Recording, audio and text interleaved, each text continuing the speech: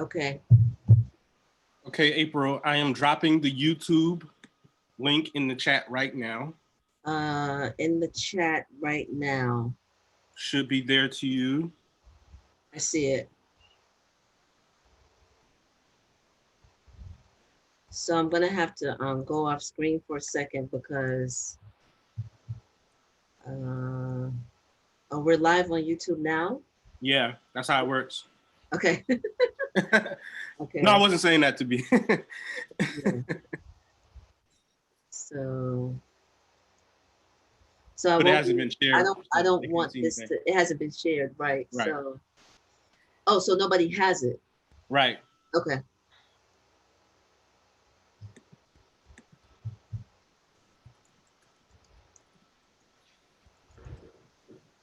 I'm gonna go off screen for a second just so that I can put it on Facebook. Do you want me to put it on Facebook now? Yeah, that would be optimal. Okay.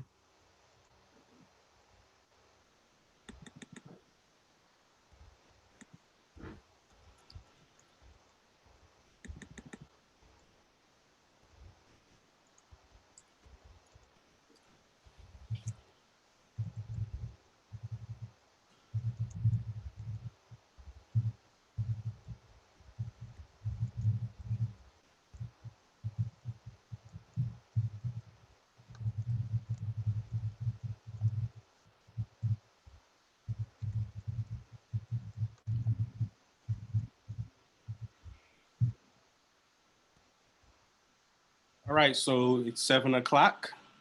Hold on. 1 second. Okay. Gallery view. All right, 7 o'clock. So I'm going to go ahead and click start. That means people are going to start coming in. Okay, no problem. All right.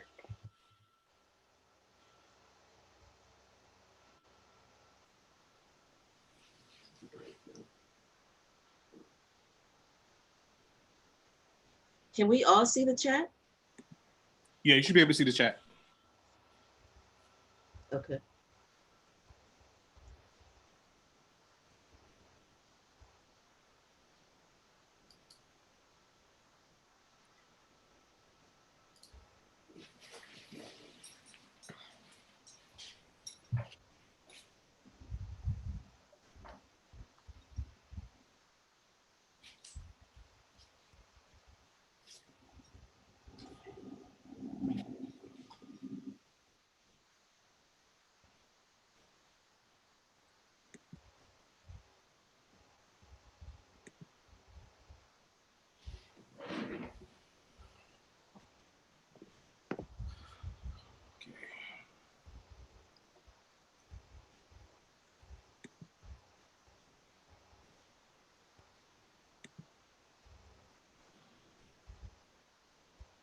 Right.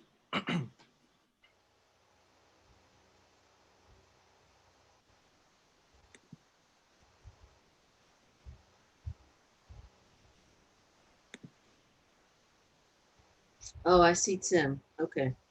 Okay.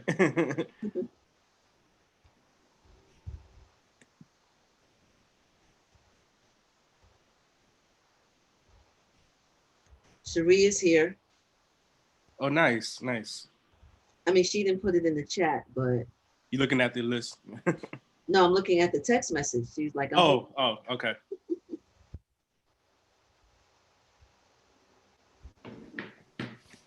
Okay, I'm going to go ahead and get started. So I want to start first by thanking everyone for being here.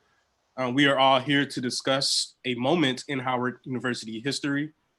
And a lot of you who are here in the chat in our Zoom tonight were direct participants in that moment. So we invite you to use the chat in the Q&A to share reflections as we engage in dialogue. And then after we finish our dialogue, we will take some of those questions from you. And then finally, this is being simulcast via YouTube. So please feel free to share the link in the chat that I left in the chat so that those who may not be able to join us here can also view the program. April R. Silver recently commented that there are two Howards, but she left it there, almost as if to signify that what is known ain't got to be explained. It reminded me of the famous scholar activist and former dean Kelly Miller's statement in the 1916 Howard University yearbook. Quote, "Those who feel it know." There is a Howard hidden from view that nevertheless comes to the surface often and forcefully because it represents an alternative Black political culture, to use the words of Cedric Robinson. An alternative Black political culture that exists in mass among our people. A political culture that is more communitarian than individualistic. It is more inventive than imitative. I'm a product of that political culture, and it confronted me while I was a student at Howard University in the early 2000s. April R. Silver and Ras J. Baraka were and are also a part of that political culture. And it is it, not necessarily them, it is it that produced the moment of 1989, a moment where we saw an attempt to remake Howard University, or at the very least, prevent its remaking. That year, the Board of Trustees, with the backing of the president, appointed Lee Atwater to a position. Atwater, who was beginning a new term as the Republican National Committee chairman, wanted to recruit Black elites to the GOP. But it was the GOP that had recently utilized a racist dog whistle in the form of the William Horton advertisement to help extend the rightward shift begun under Ronald Reagan. Atwater was the architect of the ad. It directly targeted Black people, many of whom looked like the first generation students at Howard University at the time. So a group known as Black Neoforce decided to resist. This group was founded by Ras J. Baraka, the son of Amiri and Amina Baraka, a student activist, a poet, and a budding leader on campus. By 1989, the leadership of the group was passed to April R. Silver, an English major, who among other things had been studying under poets Sonia Sanchez and E. Ethelbert Miller. They, with the help of many organizers, took control of the administration building on March 6, 1989. We Are Worth Fighting For, A History of the Howard University Student Protest of 1989, is a work that I wrote in deep collaboration with the members of Black Neoforce. It tells the story of this moment, but it also tells a larger story of the force of that alternative Black political culture and how it converged to extend a tradition of Black student activism at Black colleges and universities.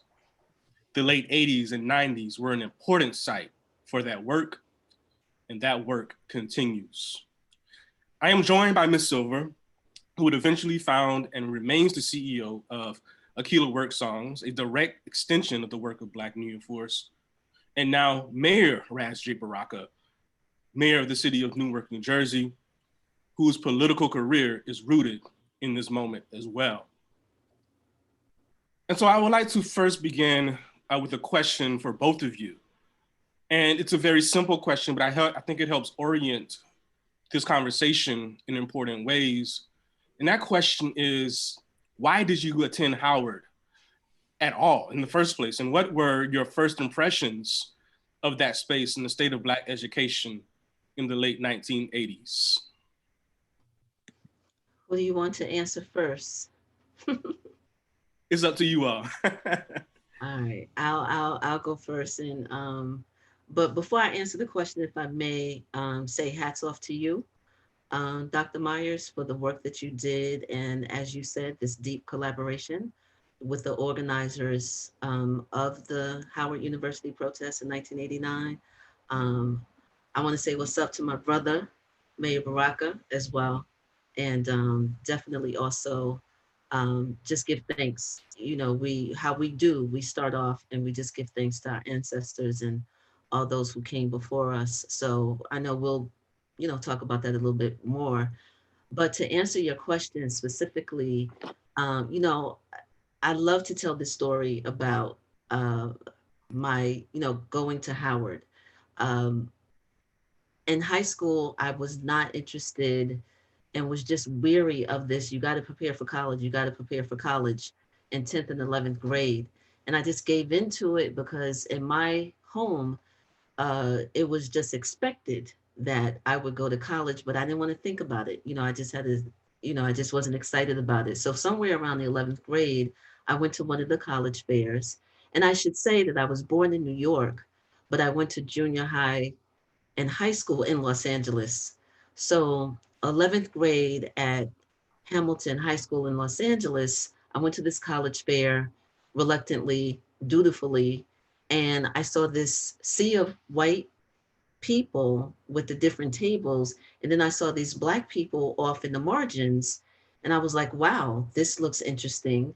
I walked over to the table and was introduced to this thing called Howard University. I had no idea.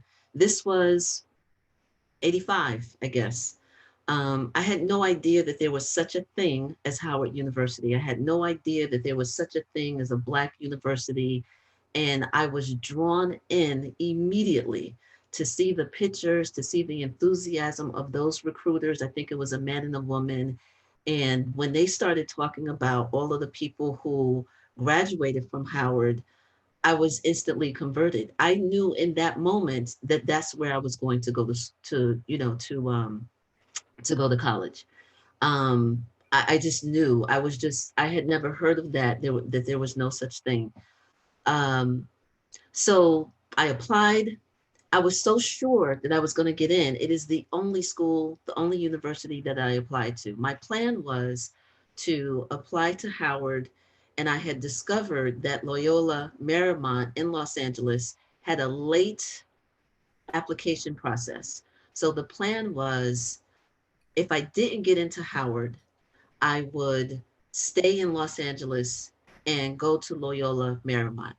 My father said, if you stay here in Los Angeles, because we want you close to home, I'll buy you a car. But if you go to Howard, all of our resources are gonna, be to, send you back to the East Coast, and, you do what you want, but you could stay and, you could have a car, and I was like, I hear you, that would be awesome, but I'm going to Howard. So of course that was 11th grade. Um, I got accepted April 21st, 1986 is when I received my letter of acceptance. I know the date. I still have the acceptance letter. And I cried. I absolutely cried when I got in. I couldn't believe how lucky I was to get into the only school that I applied to. I knew that I was supposed to be at this Black institution. I was looking forward to discovering more about me, more about my heritage. And this is not to say that I grew up in a household where there was a lack of conversation about Black heritage. Absolutely, that wasn't the case. We are and were a proud Black family. But I didn't grow up in a household where my parents were social justice activists. They were working class folks who tried to do the best that they could and wanted their oldest child to, and to be followed by their youngest child, just the two of us, um, to hopefully make a better life for themselves by going to college. So they weren't in the streets marching or anything of the sort. Working class folks. My father worked for the post office for decades. My mother was an executive assistant. So the fact that I could get in and go to Howard, I would have been a first generation graduate had I gone through the 4 years, which I did. It was just amazing. I cried. I still have the letter. I remember the day. And not to sound corny, but the rest is history. So my introduction by these college recruiters in 1985 is how I ended up entering Howard in August 1986. I just knew it was my destiny. There was no question about it. Well, thank you for having me. I'm glad to be here having this important discussion. It's always a pleasure to be hanging out with April. Uh, um, I actually I went to a college tour that the school gave that I wasn't supposed to be on the trip. Actually, I was. actually I was and I wasn't because I didn't want to go. And I came to school late purposefully, and the bus was still in front of the school. And my guidance counselor, Rosita Holiday, said, "You're supposed to be on this trip." And I said, because I thought I was smarter than everybody at the time, that I don't have a permission slip. And if I don't have a permission slip, then you can't make me go on the trip. So she brought me into the building and called my father in the guidance counselor's office and got permission and basically forced me to go on the trip. And I came down to Howard University and I saw all of these Black people in school from all over the place studying things that some of the stuff I couldn't even pronounce. And I thought that this is exactly where I should be. That was like the best college recruiting tool that they ever could have, engaged us in, actually bringing us to the university and seeing it. So when I got there, I said, look, I absolutely positively have to come to school here. Mm-hmm. And, my father went to school there as well. So that helped too. But I was not, at that time in my life, not interested really in college that much, right? I thought I might stay locally, go to school here because my parents would want me to go to college. And so I was going to do it simply because of that. And I went to University High School, which was one of the better schools in the city. I just thought that it was a natural progression that you had to go to college. I wasn't enthused about it or excited about it or, even thought that Howard University was a place that I wanted to go, until they made me go down there. It's almost like divine intervention. I walked up into that school prepared to go to class and do what I normally do in school, and wound up that later on that day at Howard University. And so, as Abel said, that is exactly, in my mind where I was supposed to be. So I did everything in my power to get there. Obviously, I filled out the application. I did all the other kind of the work that I was supposed to do. Miss Holiday helped me, everybody else, and I got an acceptance letter. And I was excited, to go down there with all of the freshmen before everybody else showed up. Yeah. Thank you. And I realized I didn't really introduce myself. For those who may not know me, again, my name is Joshua Myers. I teach at Howard University in the Africana Studies department. I am also a graduate of Howard University. And so we all share that idea of Kelly Miller's. If you don't feel it, you just don't know. But taking that, the 1980s are a very difficult time for the Black community, not just in the United States, but also globally. And so you have Reaganomics and all of that, what that entails. You also have the anti-apartheid struggle in Southern Africa. And you also have what's going on with people of color in Central America and the American military and the Cold War. And Howard students, going back to the beginning of the decade, had been organizing, right? There had been some response. But as the stories were told to me, with your generation, the generation that came in the fall of 1986, it wasn't immediate, it wasn't automatic that you all became politically engaged. Can you talk about your journey to consciousness and how that manifested at Howard? I grew up in a household where most of those things were happening. Big parties, people jumping up, giving diatribes on capitalism and reading poems in the middle of music. I mean, so it was a kind of wild scene, and my family in Newark was very, very, very engaged. Congress of African People here in the city of Newark, Committee for Unified Newark. A lot of organizing, a lot of police even attacks, all kind of things were happening to our family as children, while I was a child. And so in some instances, you start to move away from that, because when you're a kid and everybody else is doing something different, you almost feel like you are an outcast.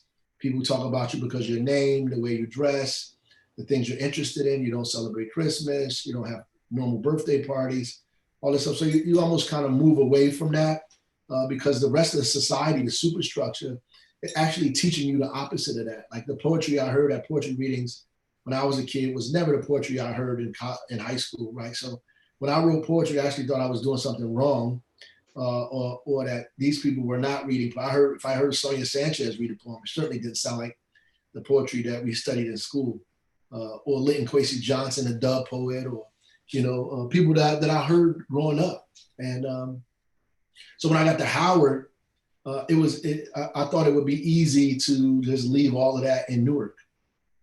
And that was my first inclination to do that.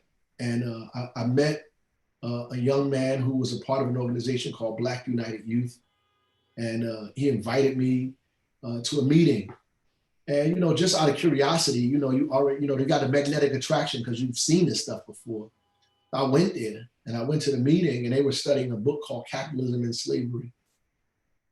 And I fell right in. I started reading and being a part of what they were doing.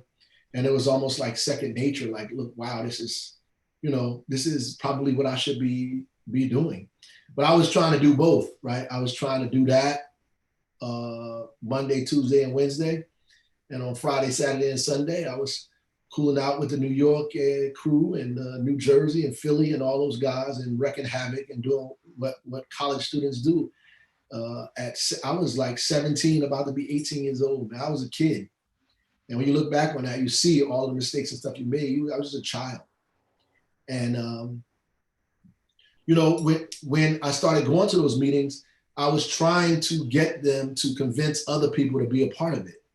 Like, hey, this is like, we should get all these other guys that I hang out with to be a part of this, because they were trying to do a protest, a silent protest they were trying to do. And I remember I got Travis Harrell and Kevin Baxter, Kevin is still in New Jersey. He's in politics too, to come to rally with me. That was about it.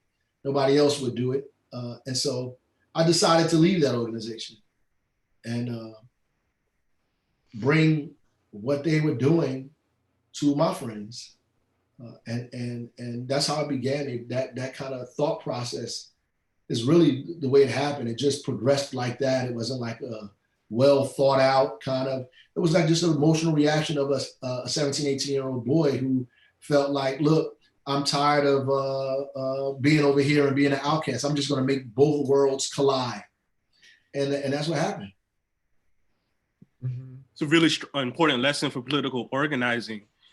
People often talk about meeting people where they are, as if where they are is implicitly apolitical. But the party scene, that you all were connected to, that had political potential as well. And so when you all created Black Neoforce, you, Carlisle Seeley, and others, and all the stuff that was happening in New York and all of that at the time. Yeah. You had Howard Beach, you had Yusef Hawkins, Tawana Crawley, you had all of these things going on, right? Mm-hmm. So those things were a part of helping to educate people on where they lived. Mm-hmm. So it wasn't like far-fetched to get people to think that they should be a part of these things. Yeah, and I was getting ready to say, and all of that came through the music. It came through hip hop. And so, Ms. Silver, can you speak a little bit to your journey and how what Mayor Baraka is speaking to sort of was experienced in your world?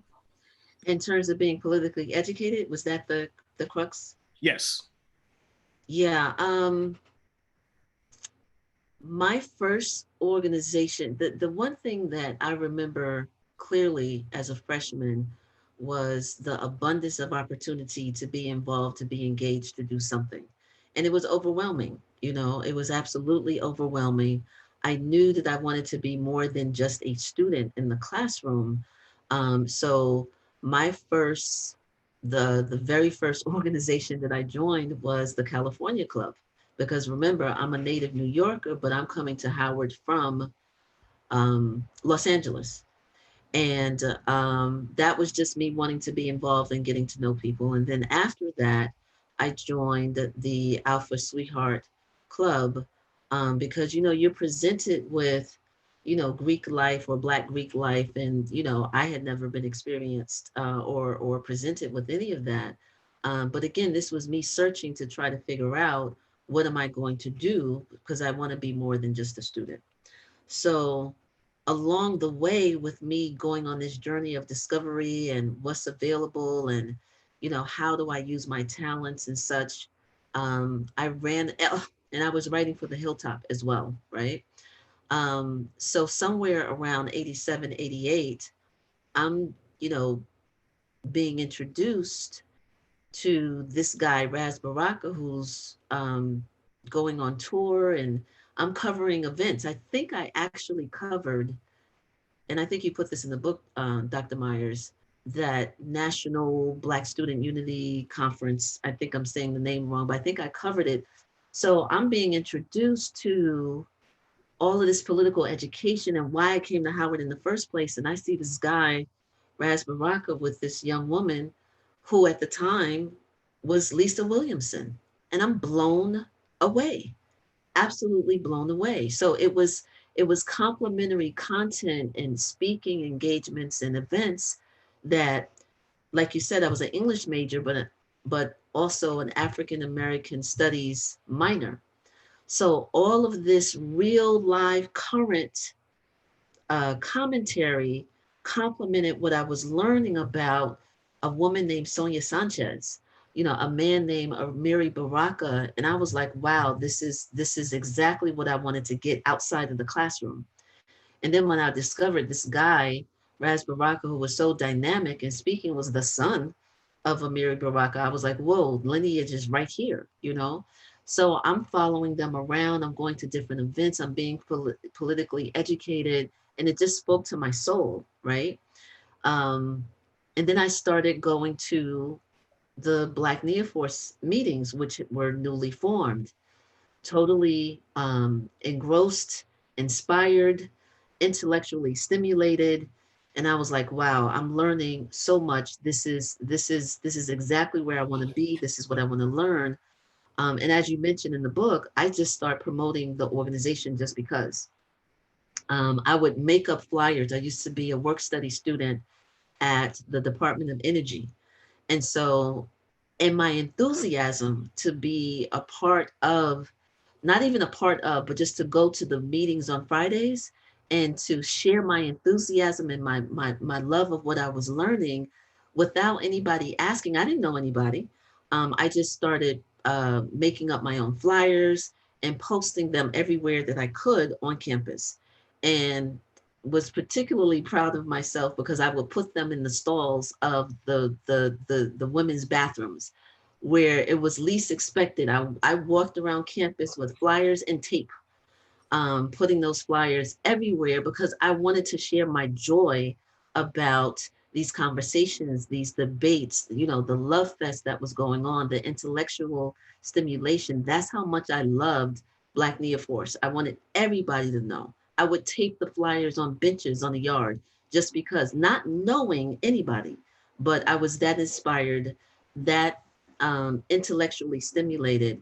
So a lot of my education came from Black Neoforce, those conversations. And that is not to say that what was going on in the classroom what was subpar. It absolutely wasn't.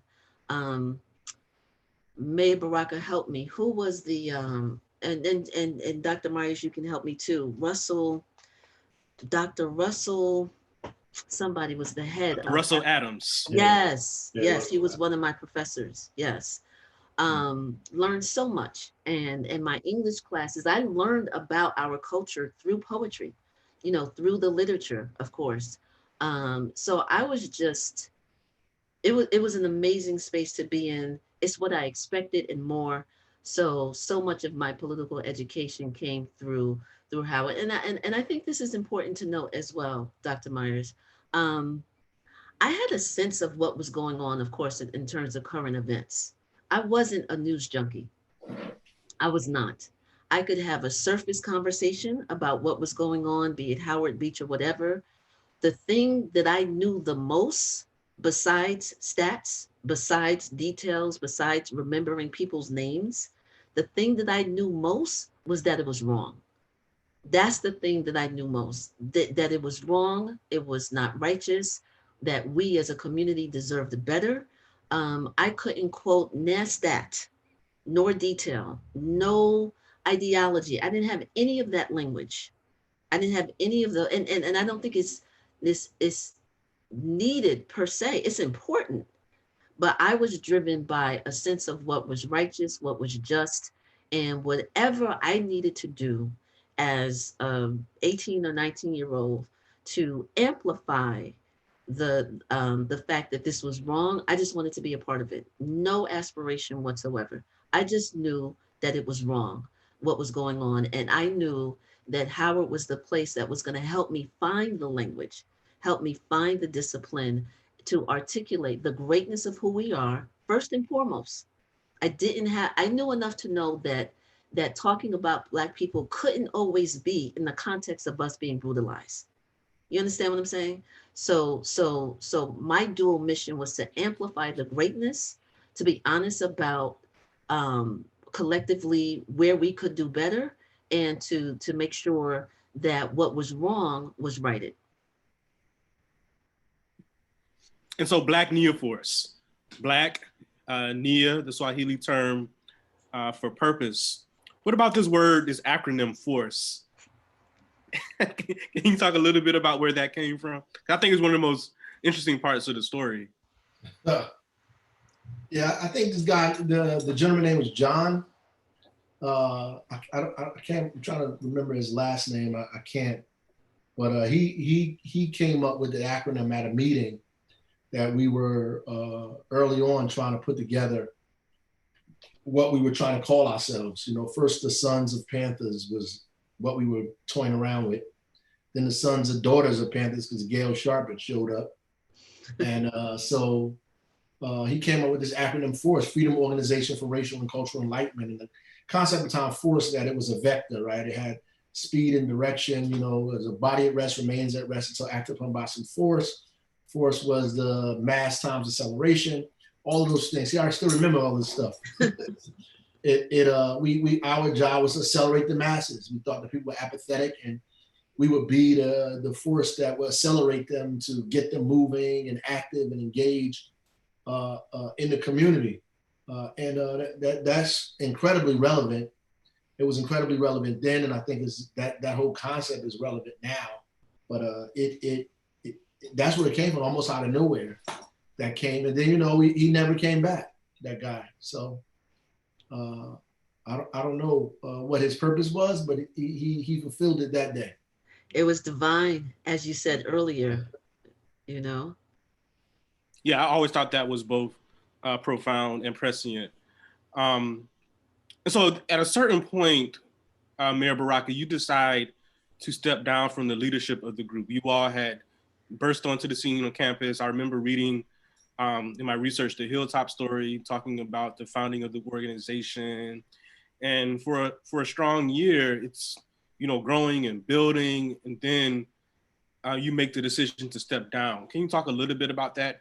Because I think it's critical to how we understand leadership. Well, I think that one, like even now, I think one, you have to be kind of reflective. And I thought that I've outgrown my usefulness in that position, right, for the organization's growth and for what it is that we were trying to accomplish. At the time, I thought it was incredibly important in the beginning for me to be there because it was a very male-centered, testosterone-driven kind of organization. All of these guys from these places that were usually at odds, Philly and New York, New Jersey, all these other places, and we were trying to always show who was the coolest, the best, the baddest. And it was important, for me, because people view me in a certain way to be in charge of the organization. Plus they wanted me to, because I called a meeting together. They think it was the most appropriate thing for it to happen. But, I knew that the organization had to grow and move into a certain place. And, I just thought I couldn't take it there at that time. And it needed somebody else to do that. And I could play the role that I needed to play, which was make sure that, nothing happened to the people that we put in charge and that we protected the organization and the leadership of the organization, as much as we could do that. And the contradictions that existed, with the organization, with me, with everybody else, that it was easier for us to get the direction and at the speed we wanted to go with somebody else at the helm of it. And so I made a decision to do that, to step down. And then there's a process that led to Ms. Silver being elevated to that position. Yeah, and I just want to get, okay. Go ahead. I just want to get your reaction, Ms. Silver. Like, what are you thinking as your name gets put forth as the successor? I had no idea why. I didn't know the guys. I really didn't know anyone, and it was a shock. It was a complete surprise. I don't know what made me accept the nomination. I don't know. That's the God honest truth. I just didn't know where it came from. If I had to guess, if I remember, I would likely believe that they probably saw that I was a hard worker, and so that probably is what attracted them to it. What made me think that I could be in that position following who we all knew as Raz at the time? I couldn't tell you. I do know that when I got the position, I knew that I wanted to bring whatever my gift, my talent was, and it was around organization. You know, it was later that I found out that the guys thought, and maybe Baraka, you can, address this, but it was later that I found out the guys thought that I was going to be a puppet. That they would find this person that nobody knows, with no stature, no influence, but some worker bee, and they were just going to be able to tell me what to do, so that the vision and whatever would be maintained. That's what I heard. I think Chuck told me that. Charles Webb, told me that years later. And I thought it was the most hilarious thing in the world. I was like, oh, y'all didn't know me. Yeah. Because that would have never happened. I don't know where Chuck got that from, but I don't know if that was the dominant thing. I think Carlisle was there. I mean, Carlisle was involved in it a lot too, in the beginning. And just I think people knew people liked you, So it was important for the organization to have somebody in charge of it that people gravitated towards, and and people did think that you could work, that you worked hard, and so forth and so on, that you could take the organization to another place. Right. I don't think that people believed, like, even if they said that, like, okay, silly. I don't think that people even believed that was the case. I think ultimately what the guys that were at that point understood, that it was a lot of responsibility. I think ultimately what happened was people began to feel like, myself included, like this is too much responsibility for us at this time, right? And we began to look for somebody else to lead. Plus, we began to see that that where we were going, we were becoming popular. There was things we needed to do, stuff we needed to make happen. That we were not equipped to take the organization to the level that it needed to go. right? And there was nobody that we could agree upon, especially in the area of the guys. That's for sure. I mean, we already wiped everybody out when we looked at the guys. I mean. And in terms of everybody else, I think April was just the obvious choice to us, to us. And we talked about it. We didn't have no men's meeting to discuss it. I think Carlisle, myself, Chuck, maybe somebody else had a discussion about, when I told them that, I don't want to do this no more. Mm-hmm. And we're talking about Carlisle Seeley, just for those who don't know or who have yet to read the book. Yeah, I feel you. It was Carlisle Seeley who first told me the story about the transition, and that really matches what he told me. Despite the fact, Chuck Webb and I had probably the longest interview, and his perspective on the transition was one thing, but he was also able to see how the challenges of organizing Black students at Howard required a different voice at that point. Mm-hmm. Absolutely. Awesome. Awesome. Yeah, that's true. And so the year turns 1989, the winter of 1989. I'm going to start evoking some more names from the group. And one I would definitely want to invoke at this point is Ariane Pope, who is, she receives a call from her father in Meridian Hill Hall. And he tells her, what are y'all, and he asks her, what are y'all about to do? And she says, about what? And he tells her about Lee Atwater being appointed to the Board of Trustees on February the 1st. And she brings it to Black Neoforce, and you are immediately faced with a huge problem, right? Because you have been doing all of this work on this really internal development of our people, of our students. One of the words that was so consistent was dealing with apathy and using awareness to address apathy. And now you have the potential of a political figure in a position of real influence on campus who is openly anti-Black, right? And so the question is, what are we going to do? Can you all recall what you all were thinking at that particular moment in February 1989 when you received this news?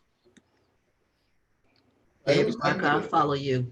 It was everywhere. I mean, you go to some classes and the professors was like quietly ridiculing you in some kind of way. You know, it was professors saying, "Oh, this guy is going to be on the board of trustees," and so it's like you feel almost obligated to respond to it. And you know, it was all over the community and TV, so it wasn't a secret, right? And I felt immediately that something needed to be done, and I also felt that we were compelled to do it, and that nobody else would be able to get it done but us. And I honestly believe that, you know, because April was in charge of the organization at that time, it was easier for us to do it. And that's probably why it was supposed to happen when it happened. You know, I, honestly, the role that I played in the protest part was at that time at Howard was the best role that I could have played. You know, and pulling together the folks from Cook Hall and all the other guys that are out there, you know, going to speak to them, you know, organizing the outside security, doing all that kind of thing. My reach into all of these circles, right? I had reach into all of these different circles, which helped me to be able to mobilize. And I was pretty good at mobilizing. It's the organization part that we needed April really for, you know what I mean? Because we could talk real slick and fill up the flagpole with 150 people easily. Keeping 150 people there is what has always been the issue at that time. And I think because all of that happened, you know, my initial reaction was, look, we got to do something. We got to do it today, you know, and going to Neoforce meetings. I think that was the general sentiment. I think everybody came to the meeting in their mind, like, this is what we joined the organization for. Let's get it. Yeah. I remember that day a bit, and Ariane Pope, like you said, came, and I remember her. You know, Ariane is passionate, right? And she brought all of that passion to the meeting when she explained it, and I don't remember being aware of that appointment. I remember learning about it first, and I could be wrong, but I remember hearing about it first from Ariane. Um, but to Mayor Baraka's point, why else are we here? Why else are we a part of this organization but to challenge this, you know, but to amplify the noise about this, and to you know, to get people riled up? What are we doing here if not to oppose this? You know, everybody instinctively knew that this was dead wrong. Um, uh, and it was 2 weeks from the moment that she brought that information to us in the general body Black Neoforce meeting on a Friday. 2 weeks later, we were at Charter Day. So you talk about, to the mayor's point, mass mobilization, and it was a bit seamless. It was, I don't want to say it was effortless, but it was seamless in terms of the research that we knew that we needed to do, and there were committees divided to, what we always talked about, the division of labor, to find out more information and details. And that was a 14 day period, but we were driven. We were deeply insulted. We knew that this is not why we came to Howard University in the first place. It was very much of a how dare you? Like, who thought of that? You know? And so we were absolutely driven or pushed or both. But it was internal, you know, and we got to work. It was actually so the meeting was on February 17th, I think, and then Charter Day was like March the 3rd. So you absolutely right on that score, Right. which is a lesson because Neoforce wasn't a mass organization. You didn't have a thousand members, right? So it actually took you all reaching out to the campus community, which is diverse. We know Black people aren't always all politically the same, right? And yet you were able to get enough people into the building on Charter Day to make that statement, to have that force like present. And so I think to the students who are here and listening to this and thinking about organizing, how are you all able to extend what you all were thinking to the wider campus community who may have been angered, but that didn't necessarily mean that they would be in any way moved to action? How did you get them to move? I think part of it was, like I said, I think it's part will, but we had already been a presence on campus that people knew that we were doing what we believed in, right?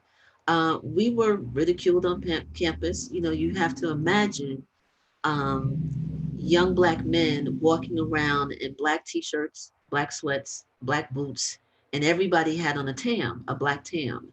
We were radical, and part of the mayor's articulation about what it means to be radical that he drilled and poured into us as an understanding is it means to get to the source. The mayor was always known for getting a word and discovering the Latin meaning, and unpacking the word and bringing it to it and putting it before us in a poetic way and then politicizing it, so the rationalization is clear. So we were proud to be radical, right? And so that was the expectation. So people knew that there was no shiny glossy with us, right? There was no superficiality. Contradictions, yes. Problems, yes. Things that we had to learn, yes. Um, Sometimes we were collectively, arrogant in our approach, or we were young. Sonia Sanchez would come to us often and tell us and remind us, you're not the first smart Black student that's walking on the campus, right? So that's the thing that happens with young people, right? We just, for those who have adolescent children, and I used to teach adolescent youth, you just think you know everything. No matter how you try to, put it in a humble way, you kind of think you just know everything. So we had a bundle of contradictions, but we were real. The passion was real. We were going to do the research, and people expected that. So when we took a stance, people believed it, or at least believed that there was no ulterior motive except to educate and create awareness and to better ourselves individually and collectively. Um, and what accompanies that is the sheer work. The thing about Black Neoforce members is that we were not scared to work. We were not scared to challenge ourselves. We were gonna do the sacrifice, get the work done to create that awareness. So I hope I'm not going too much on the tangent regarding your question, but it was sheer labor and determination. and not letting go until we could get more people. But what we had going for us was a deep level of authenticity in terms of what we, what we believed in. So I'll leave it there for now. So I think we had a plan, and they April and leadership at the time organized the plan for us. We just executed, and I think like going to the convocation was one thing. It turned into something else because you have different people involved. It grows almost like a snowball, right? So it moving downhill, gravity swells it, and you go in there, and it turns into other things, and people are inspired by the sheer imagination and courage of what you did, and they become a part of that. We also went and stopped classes too. We went around and stopped people's classes and pulled a few fire alarms, all kind of, I don't know if I can say all those things, but that's what we did. People came out of their class. We were at the flagpole having a rally, right? And people started coming around the rally, trying to see what was going on, pulling down the American flag, putting up the red, black, and green flag. I'm speaking, other people speaking, just really exciting the imagination of the folks and getting them ready to take it to another level. While we were doing that, April was, confronting the president of the university, James Cheek at the time, while we were really getting people ready. And this stuff was planned. Like that part of it wasn't spontaneous. It was a plan. Our job was just to execute the plan. That's how I look at it. My job at that point was execute plan. I was with a bunch of guys whose job was to get chains. We got chains. That's what we were supposed to do. We were supposed to lock the building up when it's time. We did that, right? And we did it efficiently. But we knew because of the plan before that we couldn't lock up the post office, that we couldn't do specific things because people told us this in advance. So we didn't just go in there arbitrarily. We started at the convocation, then it moved, because that did not bear fruit that we wanted, the administration building became obviously where we had to go next. And that's really how it happened. And you're right, Mayor Baraka. I was addressing a larger point, but to complement what you're saying, very, very well thought out, very methodical. We broke up into all kind of subgroups, and we had a research committee, we had a logistics committee, we had an outreach committee that went to the College of Nursing. So to the mayor's point, we were determined to leave no stone unturned. So yes, we had will, we had determination, we had imagination, yes, but the intellect and the logistics, it was so much so that people didn't believe that we did that on our own. There was one point where people had said in the media and other individuals around the time that we were funded, that we were inspired by the Democratic Party. No one believed that this group of students actually came up with something so methodical and precise, and it worked. There was no assumption that we could have figured that out on our own. And we were not funded by, influenced by, nor in communication with anything of the sort, So just wanted to compliment the mayor's point as well. Yes, and there's so much to be said about the amount of people who are involved in the organizing piece to this. You mentioned the post office thing, so that made me think about Aaron Lloyd. You mentioned other aspects about just the sheer amount of planning to take over the administration building, which began that Monday. And that makes me think of people like Kevin Williams and Jam Shakwe and others who had to figure out how to hold that building, how to keep not only the people inside safe and fed and taken care of, but to make sure that folks from the outside didn't come in who weren't supposed to be there. And that just takes an amount of organizing that required planning. I think it was Garfield Bright who told me that you all had somehow gotten your hands on the blueprint to the administration building. And so it was methodical, right? And so looking at the time, I just want to really get you all's views on, or just your perspective on those 3 days inside the building, and how that experience really shaped this moment of just this the idea of occupying a building and holding a building, and the will that it took to really ensure that those demands were addressed by the administration. I want to share that, we're talking about organization and the division of labor and such. It's important for people to know that you do talk about her, of course, in the book, but Cherie Warren was absolutely instrumental for the logistics, the organization. She embodied perseverance, right? She embodied, the righteousness of the movement as well. And we rarely took two steps without each other. At the time, I was the head of the organization as executive minister. Cherie was the minister of administration. I believe that's the title we had, right? The minister of administration. So I just want to make sure that we don't proceed without, definitely bringing that up. And you do bring it up in the book.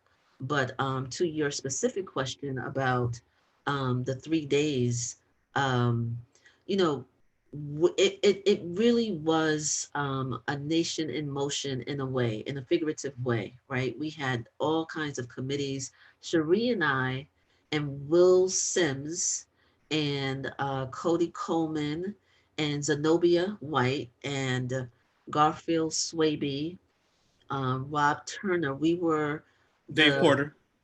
and Dave Porter for sure, without a doubt.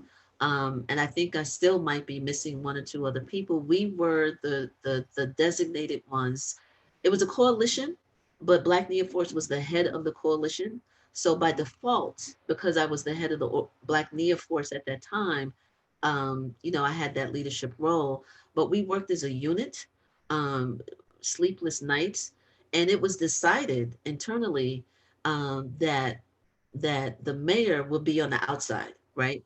Interfacing with the media, making sure that the messaging was right, making sure that the students knew what was going on.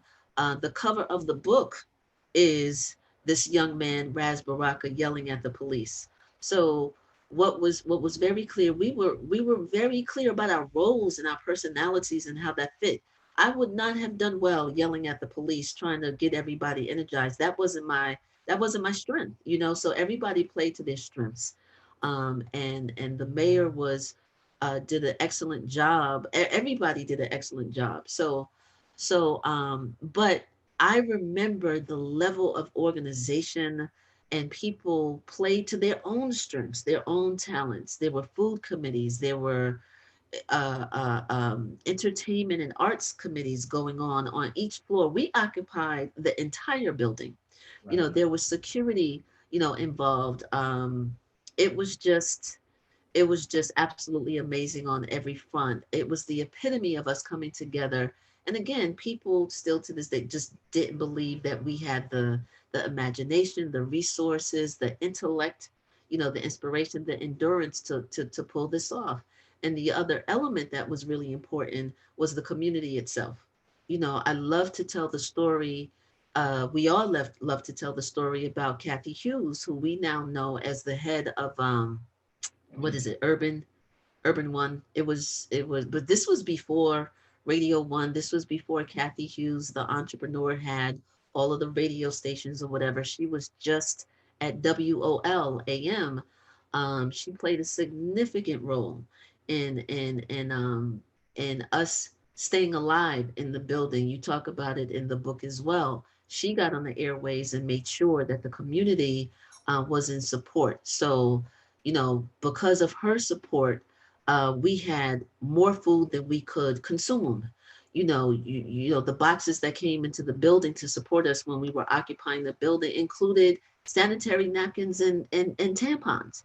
Like all those practical kinds of things was absolutely amazing. And then I'll pause here, but we, in a lot of ways, owe our lives to Mayor Marion Barry. May his soul rest in peace. Um, we might not be alive to this day were it not for his I'm sure, uh, for his intervention, if you will. So I'm not sure if I completely answered your question, but we could circle back to it. But it was just layers upon layers of organization and work and determination. I'll just pause there. Yeah, I got about 3 hours of sleep the entire time that we were there because I was supposed to be outside. I remember sneaking in the building one day and Glennis waking me up, who was a member of the Air Force, telling me, "You ain't supposed to be in here, go back outside." And, them bringing me food and all kind of stuff. So I was outside most of the time, but every floor had a role and responsibility. You had to study, you had to be on one floor where it was quiet so you can study and do all that. We let people in the building at a certain time, and we let people out of the building at a certain time. Mm-hmm. I was responsible for helping make that stuff happen on the outside. In order to move through the building, there was a passcode you have to have. You cannot just walk freely through the building. And the passcode was the white man is still in charge. Right? I hated that password so much. I can remember Jesse Jackson coming and he knocking on the door. They said, "It's Jesse Jackson." They was like, "What's the password?" To Jesse Jackson. He turned to me. I looked at him. I said, "Hey, it's the white man is still in charge." And that's what he said. I mean, it was the time. It was we were young. It was that time, and right. It was just very serious for us. And I tried to get as many people involved. That's not normally political or not normally involved in this to be involved in it. And the thing that I remember the most out of all of it is when I was on a school of social work. There's a railing right there, and on the roof part, basically nodding out. When I opened my eyes fully, it was a police helicopter in Baraka Field, and people were getting in the helicopter. And I was like, "Well, what the heck is going on?" They actually got out of a bus and got into a helicopter, and they flew the helicopter over here, and they were dropping people out of the helicopter on the roof. Now there was this strategy that people had to put people on the stairs in case people came, so they couldn't move. And I was yelling like, "Get those people off the stairs," because these they were just coming in full force. I mean, they bust the windows in the front door, cut a hole in the ceiling and the roof. I mean, they really was coming to throw us out of there, do harm. So when April says that Marion Barry, his presence, man, it was serious. It was really, really, really intense. So the picture you see of me yelling is not like a photo op. We were like under attack, and we were in physical confrontation with the police and some security guards. But all of Howard security, a lot of them called out sick that day in support of what we were doing, because one of our demands was that they should be paid better. Right. So a lot of them called out sick. But those who stayed, we were in direct confrontation with those guys on the side door. And it got ugly for a little while. And then Marion Barry showed up and the sun came back out. Yeah. It's important for people to know to amplify the mayor's point here. The they was very much the police, local DC police and SWAT teams. That's right. And with battering rams, guns drawn, like landing on the roof of a 4-story administration building. And when the mayor talks about Banneker Field, he's talking about the park across the street, this wide open park, a football field size at least. So he's talking about helicopters landing there. So it was an operation, and they weren't coming in to say, "Hi, how you doing? Would you mind leaving the building?" And it was his father who at some point in this process, I forget the order of it, but meaning the mayor's father, Miri Baraka, who was our intellectual guidepost, if you will, reminded us that the state has killed students for less than this. So there was a reminder to the mayor's point that we are embattled. This is not cute. There's nothing simple about this. Your lives are in danger and you could die. So it really was a life or death scenario, for that period of time. And very few people, I don't want to quantify how many people, but enough of us were clear that we wanted to continue. Like for some of us, it wasn't a choice. We were willing to put our lives on the line, and we did, in order to stand up for what we believe and what we wanted Howard to come. And I'd like to just say this point. This book that you did, and this story and all of that, is so much bigger than Howard University. I really want people to understand that this is not, this book doesn't exist so people could, be sentimental, about what happened 30 years ago. This book doesn't exist because we want to remember our glory days. Most of us are in our 50s, right? And at the time we were in our 20s, at the time. So this is not about um, just being sentimental. uh, I think, an emotional response and reflecting is important, but this is really about the continuation of what the movement for liberation looks like. What radical love looks like. 30 years later from 1989, prior to 1989, and how does it show up today, 2020, in our personal lives, in our careers? What are the stances that we're taking now? So I'll save that maybe for the Q&A, but I just think it's important, as you illustrate in the book, um, what drove us, and why we were doing this in the first place. But when you make those kinds of decisions and you're clear about it, you could end up putting your life on the line, as we did. That's the point. Ashe, Ashe. I think in the interest of time, um, going to kind of fast forward and give a somewhat of a summary of the story, and then move into some of these questions. There are a lot of questions here. I see. So yeah, um, Ethelbert Miller is here, and he asked about Bill Cosby, and that could be a whole nother 10 minutes conversation. But yes, it was Bill Cosby who had to move, to put it nicely, because the students had business to take care of. He was not allowed to speak, which is kind of interesting because you all were not necessarily impressed by celebrity in the same way that we kind of see now. Not only was Bill Cosby, it was like, okay, yeah. And then Jesse Jackson shows up and people are like, yeah, okay. And so it's very interesting given the stature that those two figures had in that particular moment. But the police intervention is really important because it speaks to the notion of space. Who does space belong to? And, that was something that had to be reckoned with. And then, when because of Bill Cosby and others, the national news media shows up at Howard, and those cameras pick up the attempt by the police to intervene in the building, and it's broadcast across the world. And so you're right, this is not just a narrow Howard story. It became a world historical event in many ways. Maybe we can speak to that in the Q&A as well. And so when those cameras showed up and this is broadcast, Atwater almost has no choice but to step down, right? And so he steps down, and then you all stay in the building an additional day to complete negotiations with the administration, because again, this was just one of 7 demands. Atwater's removal was just one of 7 demands.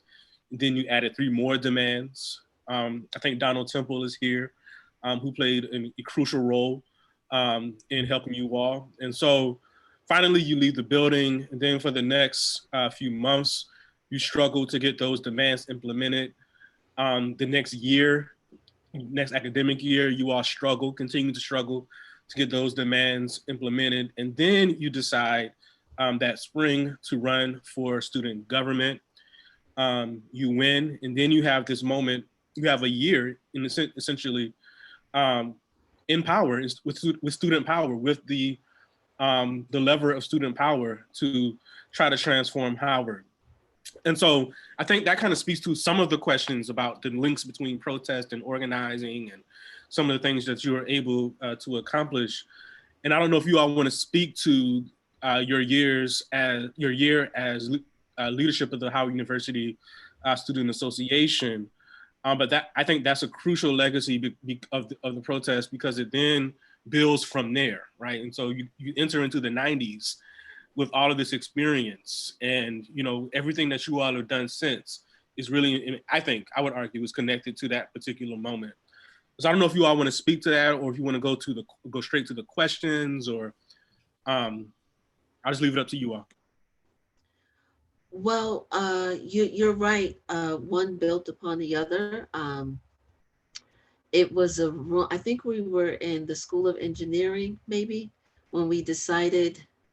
I don't know who first had the idea. Maybe the mayor already had this idea, but not only did we decide to run for what is known as HUSA, the Howard University Student Association, but we had also collectively decided that we were going to run for all of the student councils, right? So that was, to the mayor's point, that was by design. That was not anything ad hoc. We as an organization knew that for an organization that was unofficial on campus, we had to leverage our power and tap into those resources that is made available to student governments of the entire student body, which was the Howard University Student Association and the student councils. Um, I want to shout out Ona Austin, who was the first woman president of Howard University. I think the year before I entered Howard in 1986, right? So I think she was the student body president, maybe, I don't know, maybe the term before I entered. So what that did was make me the second woman president of the student organization in all of Howard's history. But that's I only say that to shout out Ona, right? But in terms of the leadership that she played, because she was no joke. But what Black Neoforce did was bring in all of us. Cherie Warren was the program director, if I'm not mistaken. When the mayor and I became elected, we just brought in the organization. Cherie Warren was the program director. The mayor and I shared an admin executive secretary, which was Sandy, who I think is in the chat as well. Sandy Caesar. So, and then we created new positions as well. I remember very clearly we created the entrepreneurship director, because this notion of coming to a college campus just to get a job and work for someone else, was problematic for us. So we created for the first time an entrepreneurship director, so that we could explore what it means to be your own boss if you're going to go that route. And Mayor, what did we have as well? The student athlete liaison, right? Yeah. Yeah, we created positions. We weren't okay with just accepting, the status quo. So we brought some creative thinking to that as well. So I'm hoping. And we ran for multiple. We didn't just run in Houston. We ran for Right, the student government, the student councils in the different schools and colleges. well, Yes, yeah. absolutely. Yeah, it was a plot. Yeah. But Okay, so I wanted to answer one of these things. I think Marion Barry was supportive of the protest. Mm-hmm. What he did was remove the police. So I just want that to be clear. And that's really what his job is. He came up to the campus and told the police to get off of the campus and leave those kids alone. His exact words. He said, we got other stuff in the city to be dealing with, drugs, murder. He said, you're going to be up there messing with those kids. Get off of the campus. Mm-hmm. And that's critical. That was critically important. Else we wouldn't be able to stay in there for no extra day. Right. We'd have been out that day. Right. Right. Right. And Mayor, you often talk about the responsibility of the elders or those in position. I'm just having a flashback to one of your talks as an adult, as a mayor. You talked about the importance of running interference, right? And so you're illuminating that by highlighting that Mayor Marion Barry ran interference, because as you point out, and many of us know, he was a member of SNCC. Yeah. When he was a student. So he brought an understanding and a sensibility about student activism and what it means to do this work and continue this legacy, and it saved our lives. So yeah, and let me shout out also Rhea Young. Was the admin for the mayor when we were in student government. So shout out to Sandy for correcting me, for sure. Yeah. So one of the questions I want to make sure we get answers from a current student, Toby Moshe Balogun. And his question actually has two questions in here. But I'll ask the second one because you're talking about HUSA right now. And we know the pressures of being a student leader coming from all corners. And his question was, how did you all maintain your independence while you were student leaders? Independence in what way? As an organization, or I'm not. I guess he's speaking to the independent politics or the reasons that you decided to run in the first place. How did you maintain that consistency and connection and continuity with the purpose that you all ran? We were part of an organization. I would say that, but I don't think we even thought about it though either. I couldn't even imagine like these people telling us what to do or what we couldn't do. Not at that time. I was 19 years old in the administration building doing that. So there's no way in the world these people was going to tell us what to do at that time when we thought we were invincible. And we were part of an organization. We were part of a larger organization that we still went to the meetings. We still talked to the people. We still were involved in that keeps you grounded and focused. And that's what Kwame Ture always used to say. You have to be a part of an organization, organize. Mm-hmm. And April said something about the Democratic Party. I know one party that was active on that campus. That was the All African People's Revolutionary Party. Absolutely. And that was an organization started by Stokely Carmichael and Kwame Ture, who folks always echoed organize. And being a part of the organization was incredibly helpful. And I was a member of the All African People's Revolutionary Party as well. So yeah, we had that in the backdrop, on the side, in the front of us, all around us. We had that as fuel and understanding, for sure. There's a question, I think, from Letitia Lee. I'm hoping I'm getting that name correctly, around the immediate aftermath and how participating in the protests affected you. I think she's speaking to the harassment that you all faced, or the repression that you all faced. And one of the things that she sort of asked is, how long did that stigma stick on you, and what did you do about it? That's a heavy one. You mentioned it in the book, the harassment was real for all of us. I'll talk about my part. I knew, and you mentioned this in the book as well, I was getting death threats on a regular basis.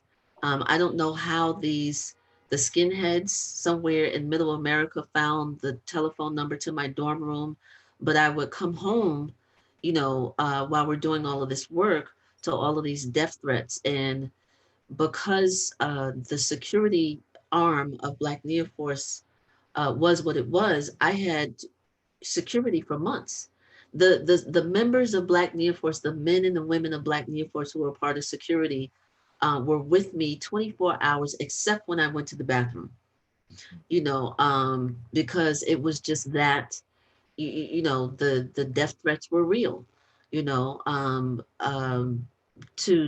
the credit of Donald Temple, we did as much as we could, as he advised us as our lawyer for the coalition, that we had to institute language and provisions to make sure that there was no retaliation from the administration, that we wouldn't get expelled, that those kinds of things. I don't know that we thought of that were it not for Donald Temple, right?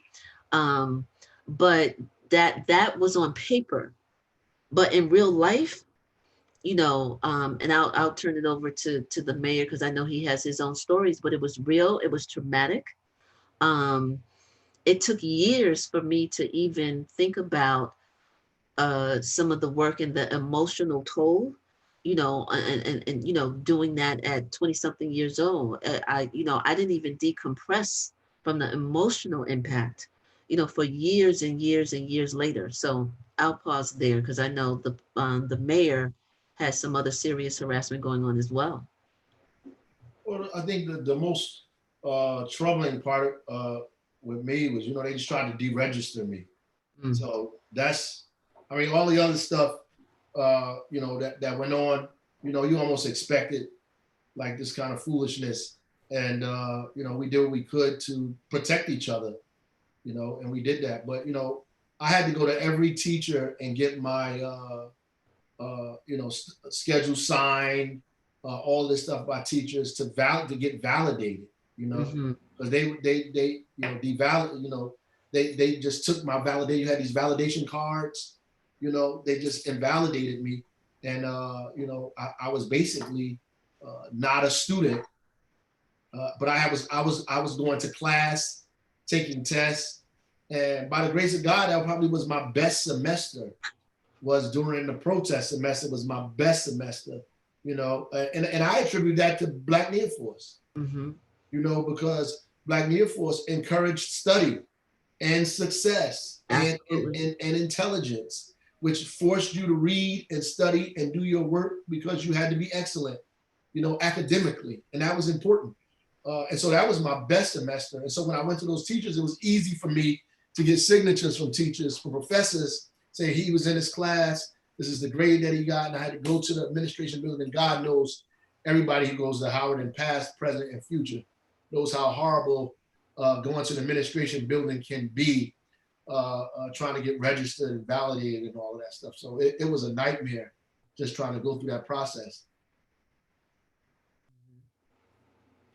One of the things that comes up a lot, and I wanted to just say this, I'm not going to ask a question about this, but there was a very real support from Black political leaders, Black cultural leaders, everyone from Jesse Jackson to Sonia Sanchez to Amir Baraka to Tony Cade Bombara, that really was important to this entire project. But connected to that, there are two kind of related questions. One is concerning faculty support, and I think we can weave in an answer to this other question related to what books guided you, what texts were important in this moment. The Black students guide to positive education. Go ahead. No. That condo. But yeah, that was our Bible, our dictionary, our everything. You had to know that. So that was one text. But and Stolen Legacy by George G.M. James. Yeah. I remember that, and all of that was just Europe, underdeveloped Africa. Absolutely. Walter Rodney. Yeah, Walter Rodney. So we had a lot of texts, and we had artists. We had Sonia Sanchez. We had Muda Baruka. On campus, we had just a variety of different artists, and we brought in lecturers when we were in student government. But I'm forced to remember the mothering that we got from Mrs. Roberta McLeod. I have to say that, out loud, because she is all of our mothers, our Howard mother. And when you talk about people standing by us and giving us guidance and giving us, understandings and nuances that we just would not know. As students, we would not know the administration and the operations and who's your friend in the administration and who's not, who's smiling in your face, and and what happened in the boardroom that you should be aware of. Like, we had a tremendous amount of support, and I just, we talk about the faculty a lot in terms of that support, but I want to shout out a woman who wasn't faculty, the moral support that she gave us. Everybody knows Miss McLeod, so I want to make sure that she, that she knew that as well. Yeah, I would say that a lot of those people's children went to the school too, so a lot of their kids were there, so they were concerned about those kids' safety and everything else that was going on there as well. So that was one part of it. Nobody called their mother and father and got permission to do this. We just did it. And so at the end of the day, people's parents found out when we were already in the A building, or when things was already hitting the fan. They're like, "Hey, what are you doing? It's on TV," all this other stuff. So, that got people to say, "Listen, we need to make sure that these are kids, that they're okay, that they're safe. And that was, my mother talks about that all the time. You know, she said, I told your father, you better get down to DC and find out what's going on, you Right. know, or call these people. I son up in that building. All of this kind of stuff is important. You know, Howard is a legacy. So there are people there, there are expectations that people have of the university, whether you like it or not, good or bad. And they're going to have their imprint on it, and they feel obligated to raise the students of this university collectively. Right. And so they were on it. And then now, which is different from today, I mean then, which is different from today, we had the luxury of a plethora of speakers, as April pointed out, maybe a million different conferences we would go to. Yeah. All of this kind of stuff helped to shape our ideology and direction at the time. Today, I mean, I can barely think of conferences that these folks go to. We must have had like 5 different Malcolm X conferences, Medgar Evers conference, this Absolutely. political convention, all kind of stuff was going on, you know, Yeah. that helped us kind of gather around and support one another. And I want to shout out, we can't underestimate the importance of, for me personally and this collectively, was the influence of Sonia Sanchez. You know, when I was an Alpha Sweetheart, I met Sonia Sanchez through her son Marani, because we were in English class together. And when I discovered, because again, I'm being introduced to Black poetry and Black literature all at this, you know, all at, as a freshman, sophomore, I'm writing for the Hilltop. I was an editor for Janus, which was the literary magazine or newsletter for the English department. I'm discovering all of this. And when I found out that Sonia Sanchez's son was in my English class, that began a lifelong relationship that exists today. And so when she would come to campus, it was at the invitation of me at the time when I was head of the Alpha Sweetheart Court, right? And she would come on her own every weekend with no pay. We paid her one time to come because we invited her in as a speaker, as the mayor said. And she was like, I will come back every week. You don't have to pay me.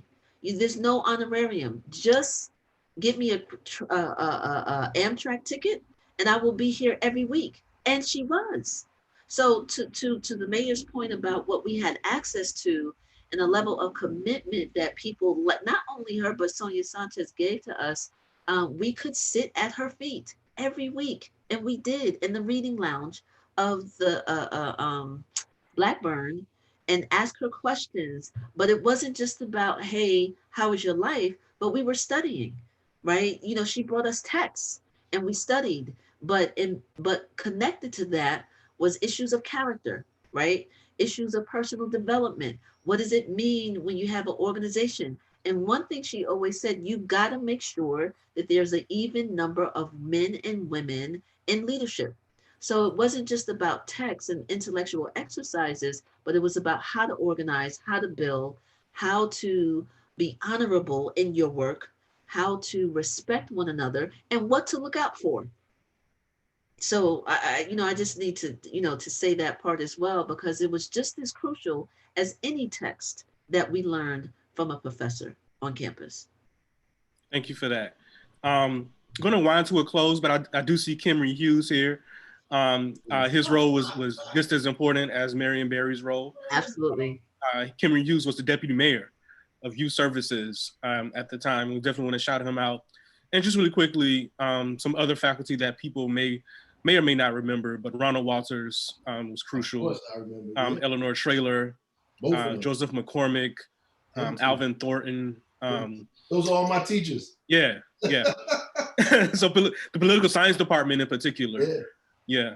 And so we can close with this final question. This is from Jocelyn Imani, and I think it's an important one, and it'll give you an opportunity to talk about your life since Howard. And she wants to know what were some of the connections, or how strong were those connections that were forged in this moment of protest to who you became and what you became when you left Howard University, when you graduated? So, I mean, just, I had a political science major in history. I learned more about Black people and history in political science classes than I ever learned in any history class anywhere ever. I had Ron Walters, I had Alvin Thornton, constitutional law, I had Joe McCormick, I had all of these people. And I learned so much there, and it kind of prepared me politically. Ron Walters would say to me that, the first step is getting into the conversation. If you're not in the conversation, then what you think and feel does not matter. How do you engage yourself into the conversation, into the national conversation, into what's happening, which was the first thing I thought of about why I should run for office in the first place. Even if I didn't win at 24 years old when I ran for mayor, the idea was just get into the conversation. And we always repeated that. We trying to get into the conversation. I'm trying to, all of our agenda, what we want, what we believe, we need to insert that into the conversation. And I get in that by getting into a debate. If I get into the debate, then I can do that. And the only way I can get into the debate is I have to get on the ballot. So I can be invited to the debate. And that was it. And I think all of the organizing that I learned, because I did not know how to organize. Mm-hmm. All the organizing that I learned came from my experience in Black Near Force and watching other people and April and all the other things and the things that were going on. I've always been good at mobilizing, at exciting people, at rallying them up. But you can't win elections by mobilizing people, right? You have to turn mobilization to organization. We won HUSA. That was a foray into politics to begin to understand how that thing works. And my brother, who is a better organizer than me, to this day, was able to turn all of the things that I was feeling and saying we should do into something real in terms of how to organize that to win office. But, all of the stuff we've been through at Howard makes you feel like you're obligated to do something when you leave here. That you have to, when you leave Howard, you have to make something happen. We were on campus with Kasim Reed, who was the mayor of Atlanta. With Puffy, who became, the super mogul, Dick Gregory's kids, Sonia Sanchez kids, Tony K. Bombara's kids, on and on and on and on and on. And Howard just makes you feel like if you leave the campus and do something mediocre, that you have not fulfilled your obligation. And being in Near Force, had me on go all the time. I've been on go since I joined Near Force. And since we helped make Near Force happen, I've been on go. And I wasn't on go before Near Force. That's not who I was setting out to be. Honestly, when I first stepped foot at Howard University's campus, if it wasn't for Black United Youth and did Black Near Force, I would never have taken the trajectory that I've taken from that point on, good or bad, failures and successes, to be where I am today. I agree 100% with everything the mayor said. How that looked for me was a little bit different. When I graduated, I didn't know what to do. Someone had told us we were on the terrorist list after the protests. I had not done the things, nor had I properly prepared to go into the marketplace. So I lied to you not, and Mayor, I don't know if I've ever said this, but at the time, my best idea for what to do upon graduation was, well, maybe I can, the mayor was the fiery one. I was behind the scenes and I was quiet, right? I was the organizer, like he said. I said, maybe I can manage his career. I had no thought about what to do. So that is the only reason why I enrolled in graduate school at Howard, right, in the English department, because I had not done my work, but I knew I wanted to continue along this journey. So I got accepted to grad school at Howard. I did 1 year. Shout out to Dean Keene, who helped me to become a resident assistant, an RA. So I did 1 year. And it was only then that I realized that I was exhausted, because what we want to remember is that there was the protests, and then there was HUSA, the Howard University Student Association, and then there was the hip hop conference. There was no, that, like that, to the mayor's point, we were on go 100%, because we weren't even impressed with the protests only. We were happy, but we had said this, we're not done. That's why we stayed even after Lee Atwater resigned, people questioned, well, why are you still in the building? That's what you wanted. That was the ultimate goal. And we were like, no. So I only say that to say that we knew that we had more of our destiny to fulfill, right? So we had all of these ground, earth shattering, pivotal things that were pivoting us and changed the trajectory. There was no discussion about hip hop and the academy before we as a collective said we have to talk about hip hop and put it in a collegiate setting to deconstruct the culture and the business. And we bought, when it was easy to bring Dougie Fresh and Biggie before he was Biggie, we that's a whole nother component, right? But Yeah, my it's a whole point, nother book. it's a whole nother book. It is. Yeah. It is. It is. And it may it be so. But my point is to say that we were doing groundbreaking work regularly. For me, that translated as I didn't have a chance to process. So I went to graduate school because I didn't know what else to do. And then I failed, right? When I learned that a C in graduate school was equal to failure, I was like, oh, I'm out. I thought I was doing well, right? Because I got a C. I was like, I survived my first year. And then I learned, that it wasn't. I was like, yeah, I'm out. And that's when I went to go work for Dougie Fresh as his assistant because he was doing groundbreaking work and wanting to mobilize hip hop artists. And so that lasted a year. I didn't have a plan of action. And then I went into teaching, right? So it was around that time that the idea for me for Aquila Work Songs came into existence. And Aquila Work Songs is my communications and marketing agency. It's 27 years old, the agency. So I've been self-employed Wow. for 27 years, amplifying the voices of social justice activists and artists and nonprofits and philanthropics. So I designed a path for me out of not knowing what else to do, but knowing that I wanted to stay in this conversation around arts and activism and what radical love looks like and how can I do that on my own terms. I did teach for about 3 or 4 years. Cherie and I together, we went to I think it was called the Board of Ed at the time. We went together. She stayed on with the Board of Ed and she's a principal now. I stayed on for a couple of years. And then I was like, I love these young people in Brooklyn, but this is not precisely my calling. I want to stay in education, but not in the classroom. So I continued and made my business my full-time job as opposed to my side hustle. And Aquila Work Songs to this day, at 27 years old, we are still doing this work in the community. We are the voices and the speech writers and the message developers of a lot of stuff that it's not even appropriate for me to say because we're behind the scenes. But it is still the work, it is still the continuation because none of us, to the mayor's point, none of us are impressed with what we have done because we still have work to do.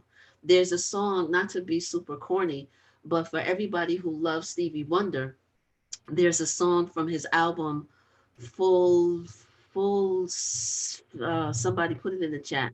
I can't remember the name of the album, but there's a song that talks about it's taking us so long because we've got so far to go. That's one of the lines from the lyrics. So we're still doing this work in different ways. Cherie Warren is a principal. Akanke is still working in education. Raz Baraka is now Mayor Raz Baraka. Like we could go on, but some of us stayed in the movement. It's just showing up in different ways, but I didn't have a clear cut path.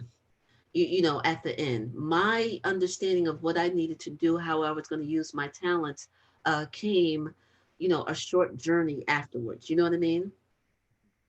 Yeah. Well, it looks like that is our time. I want to thank April R. Silver and Raz J. Baraka, not only for being a part of this event, but for everything that you've done and for the rest of Black Neophors and the people that participated in the protest. I want to publicly, again, thank you all for entrusting me with this story, which is, like you said, is all of our story. Mhm. And it was an honor to be the person that put it on paper. And like you said, the work continues. And so I just want to again thank everybody for participating, for being engaged in the chat. And we look forward to connecting to you all again.